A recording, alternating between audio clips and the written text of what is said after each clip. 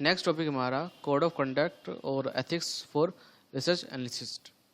Code of conduct as defined in the schedule third of research analyst regulations are honesty and fairness, diligence, conflicts of interest, insider trading और front running. तो ये कुछ qualities हैं जो एक research analyst के पास होनी चाहिए. तो जैसे कि यहाँ पे सबसे पहला हमारा टॉपिक है honesty and fairness. A research analyst shall act honestly, fairly and in the best interests of its clients and in the integrity of the market. तो एक रिसर्च एनालिसिस्ट को ईमानदार होना चाहिए और फेयर होना चाहिए और वो ज़्यादा से ज़्यादा हेल्प कर सके अपने क्लाइंट की. एंड सेकेंड है diligence. Research analyst shall act with due skill, care and diligence in this best interest of its clients and shall ensure that the research report is prepared after the rough analysis. तो ये आपको ensure करना है कि जब भी आप कोई रिसर्च रिपोर्ट बना रहे हो तो ये आपको देखना ज़रूरी है कि कौन कि जो स्किल्स ज़रूरी हैं क्या वो आपके पास हैं या फिर नहीं है. अगर इनकेस नहीं है तो उस पर आप वर्क करो. या फिर आपका लगता है कि मेरे पास वो स्किल है तो लेकिन मैं उतना परफेक्ट नहीं हूँ, तो पहले उस चीज़ को थोड़ा सा पहले आप ठीक करिए आप उसको थोड़ा सा और इम्प्रूव करिए. उसके बाद जाके आप अपनी जो रिसर्च रिपोर्ट है वो बनाइए. फिर हमारा थर्ड पॉइंट है conflicts of interest. Research analyst or intermediary shall avoid manage conflict and make disclosure of conflicts or suitability address the same. तो जब भी आप अपनी रिसर्च रिपोर्ट बना रहे हो तो मेक श्योर कि उसमें मतलब कोई कॉम्प्लेक्सिटी ना हो. ठीक है, जो आपका क्लाइंट है उसको सारी चीज़ें साफ से समझ में आए और जो भी इंपॉर्टेंट चीज़ें हैं वो डिस्क्लोज हों आपकी जो रिसर्च रिपोर्ट है उसके अंदर भी. ठीक है, और अगर अगर इन केस जिस सिक्योरिटी में आपका क्लाइंट इन्वेस्टमेंट करना चाहता है आपने उस कंपनी में कुछ इन्वेस्टमेंट कर रखी है तो ये चीज़ भी आपको डिस्क्लोज करना ज़रूरी है. फोर्थ पॉइंट है हमारा insider trading or front running. The research analyst or intermediary or employees of intermediary shall not engage in insider trading or front running of its own research report. तो एक research analyst insider trading में involve नहीं होना चाहिए. अब ये जो insider trading है वो होती क्या है? इनसाइडर ट्रेडिंग का मतलब है कोई एक ऐसा पर्सन जो कंपनी का है. ठीक है, सपोज दैट मैं एक कंपनी है. ठीक है, मैं इसका एम्प्लॉय हूँ. तो अब सिंपल बात है मुझे ये पता होगा कि कंपनी के अंदर कौन कौन चीज़ें हो रही हैं और किस चीज़ की वजह से जो स्टॉक है उसका प्राइस ऊपर नीचे जा सकता है. ठीक है, तो अगर मुझे वो चीज़ पता है और वो चीज़ मार्केट में अवेलेबल है ही नहीं वो इन्फॉर्मेशन, और उस बेसिस पे अगर मैं ट्रेडिंग कर रहा हूँ तो उस चीज़ को मानेंगे इनसाइडर ट्रेडिंग, जो कि वैलिड नहीं है इंडिया में. नेक्स्ट पॉइंट है हमारा confidentiality. Research analyst or intermediary or its employees shall maintain confidentiality of report till the report is made public. तो अगर आपके पास कोई ऐसी इंफॉर्मेशन है जो कि मार्केट में अवेलेबल नहीं है और उसकी वजह से स्टॉक के ऊपर कुछ ना कुछ इम्पैक्ट पड़ेगा, या फिर मान लीजिए कि आप एक कंपनी के आप रिसर्च एनालिसिस्ट हैं. ठीक है, तो आपके पास सिंपल बात है वो सारी इन्फॉर्मेशन होंगी. तो एक रिसर्च रिपोर्ट जब तक पब्लिक में अवेलेबल ना हो तब तक वो सारी चीज़ें आपको किसी को बतानी नहीं है. फिर नेक्स्ट पॉइंट है हमारा professional standard. The research analyst or the staff of the intermediary engaged in research analysis shall observe high professional standard while preparing research report. तो जब भी आप एक रिसर्च रिपोर्ट बना रहे हो तो उस केस में एक प्रोफेशनल स्टैंडर्ड बना रहना चाहिए. मतलब ऐसा नहीं कि आप किसी भी तरीके से आप काम कर रहे हो, ऐसा नहीं होना चाहिए. नेक्स्ट हमारा compliance. Research analyst including its employees shall comply with all regulatory requirements applicable to the conduct of its business activities so as to promote the best interests of clients and the integrity of the market. तो जितने भी research analyst हैं वो चाहे वो individual हो, चाहे वो कॉर्पोरेट हो, चाहे वो एक पार्टनरशिप फर्म हो, उन सभी को जो रूल्स एंड रेगुलेशंस हैं वो सारे फॉलो करना ज़रूरी है, ताकि जो आपका क्लाइंट है वो आपके ऊपर ट्रस्ट कर सके और मार्केट में भी एक आपकी अच्छी इमेज बनी रहे। फिर नेक्स्ट है हमारा responsibility of senior management. The senior management of a body corporate which is registered as research analyst shall bear primary responsibility for ensuring the maintenance of appropriate standards of conduct and adherence to proper procedures by the body corporate।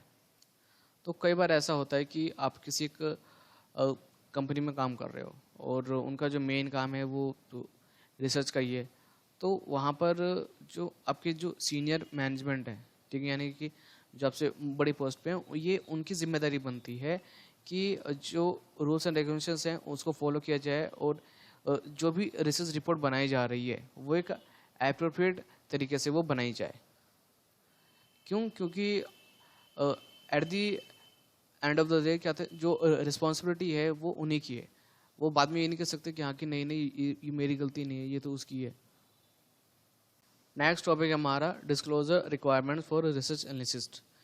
Regulations requires clear comprehensive and prominent disclosure of conflicts of interest in research reports and public appearance by research analysts.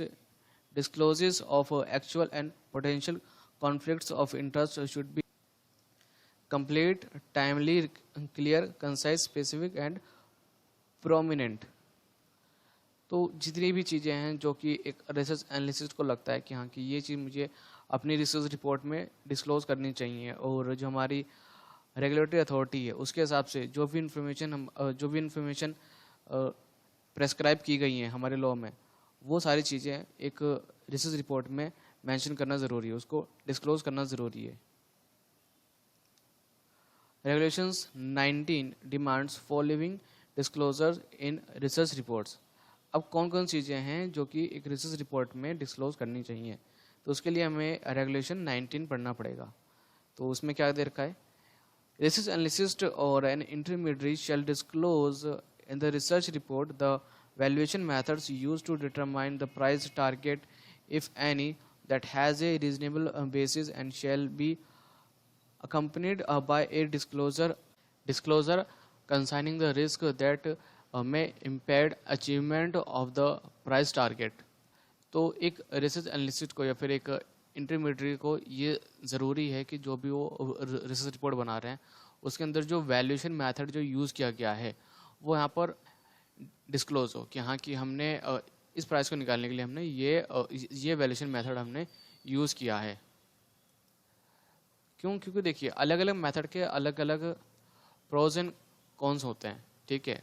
तो वहाँ पर जो आपका जो client है अगर उसको पता होगा कि हाँ कि उसने ये वैल्यूएशन मेथड यूज़ किया है तो उसके लिए एक प्लस पॉइंट होगा। नेक्स्ट है research analyst or an intermediate that makes market in A securities in respect of A such company the fact shall be disclosed.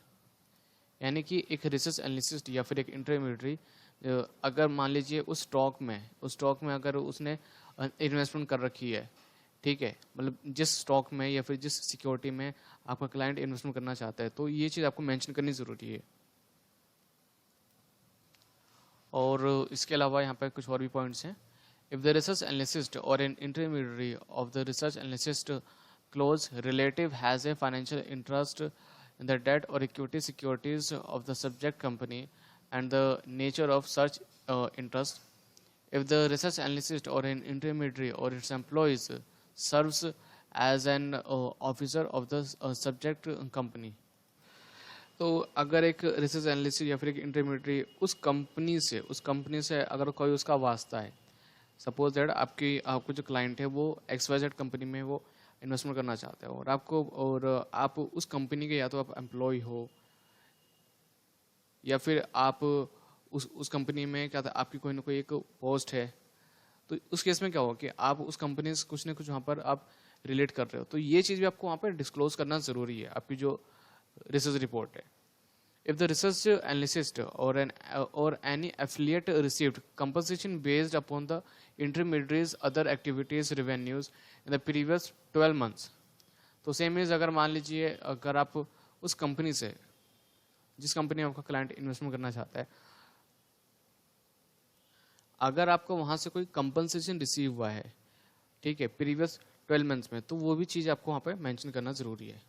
If the subject company currently is or during the 12-month period preceding the date of publication or distribution of the research report was a client of the intermediary, तो same, तो यहाँ पर भी वही example लिया गया कि अगर उस कंपनी, अगर वो कंपनी अगर आपकी पहले क्लाइंट अगर रह चुकी है या फिर कुछ वहाँ से की, तो अगर मान लीजिए जो सब्जेक्ट कंपनी है, यानी जिस कंपनी में आपका क्लाइंट इन्वेस्टमेंट करना चाहता है, अगर वो कंपनी आपकी क्लाइंट रह चुकी है पहले कभी, ठीक है, तो वो चीज़ भी आपको वहाँ पे मेंशन करना ज़रूरी है. If a research analyst or an intermediary has managed or co-managed a public offering or any takeover, buyback or delisting offer of securities for the subject company in the past 12 months and or received compensation for investment banking or brokerage services from the subject company in the past 12 months. तो अगर मान लीजिए आपने ऐसे research analyst या फिर कोई intermediary है, ठीक है ना, उसने मैनेज कर रखा है या फिर को मैनेज कर रखा है पब्लिक ऑफरिंग या फिर कोई टेक ओवर हुआ हो उस कंपनी का, या फिर उस कंपनी ने कोई बायबैक किया है, डीलिस्टिंग करी है, और उसमें आपने हेल्प करी उस कंपनी की जिस कंपनी में आपका क्लाइंट इन्वेस्टमेंट करना चाहता है, ठीक है, तो वो चीज़ भी आपको मेंशन करना ज़रूरी है.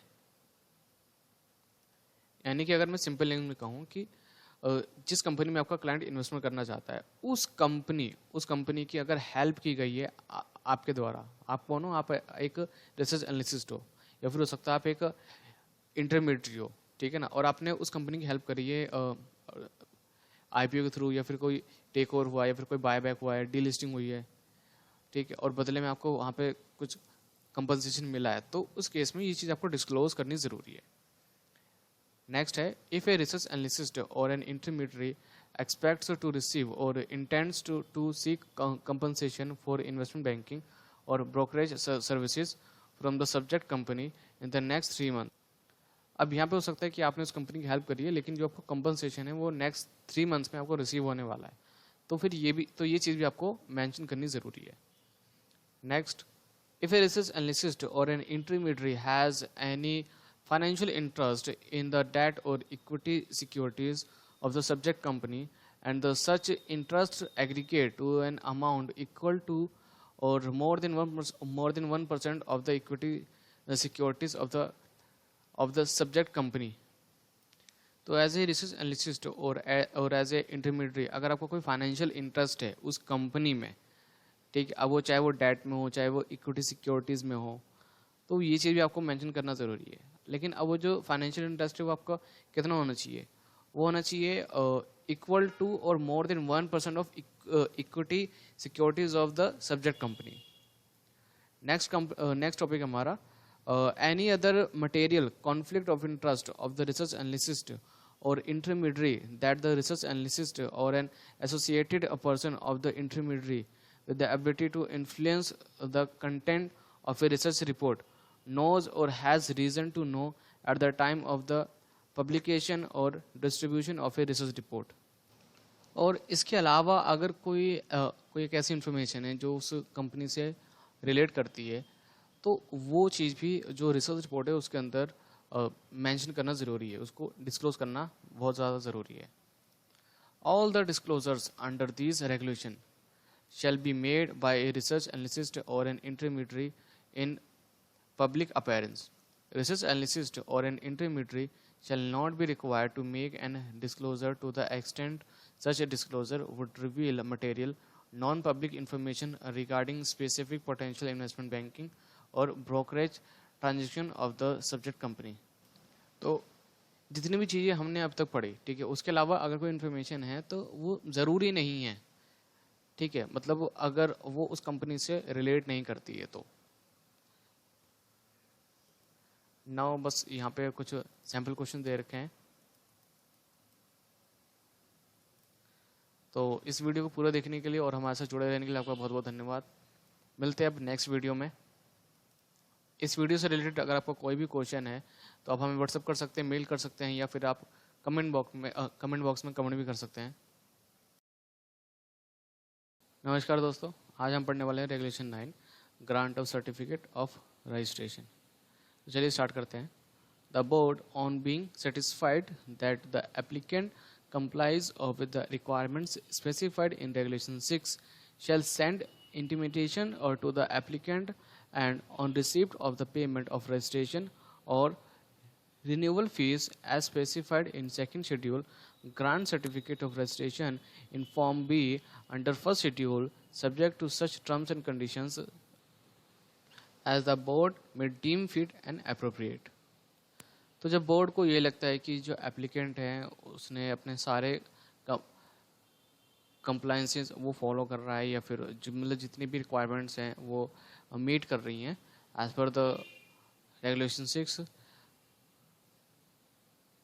तो उसके बाद बोर्ड एक नोटिस भेजता है एप्लीकेंट के पास, और उनसे और जो एप्लीकेंट है वो जो अपनी रजिस्ट्रेशन पेमेंट है वो देता है, या फिर हो सकता है कि आप ऑलरेडी यहाँ पे रजिस्टर्ड हो और आपका जो सर्टिफिकेट है उसकी जो वैलिडिटी है वो ख़त्म हो गई, तो वहाँ पर आप रिन्यूअल फीस आप पे करेंगे, जैसे कि स्पेसिफाइड है in second schedule. Regulation 10, period of validity of certificate. The certificate of registration granted under Regulation 9 shall be valid for a period of 5 years from the date of its issue.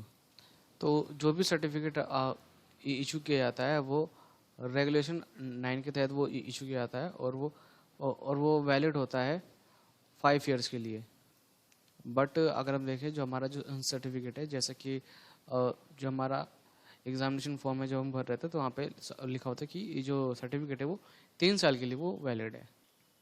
Regulation 11, renewal of certificate. अब अगर आपको अपना certificate renew कराना है, तो जैसे कि हमने अब पहले पढ़ रखा है कि हमारा जो सर्टिफिकेट है उसकी एक वैलिडिटी है 3 साल की, ठीक है।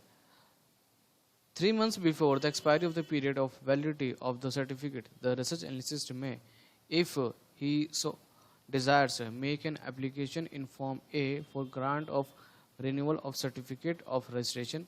The application for renewal under sub-regulation first shall be dealt with the same manner as if it were an application made under sub-regulation 2 of regulation 3rd for grant of certificate.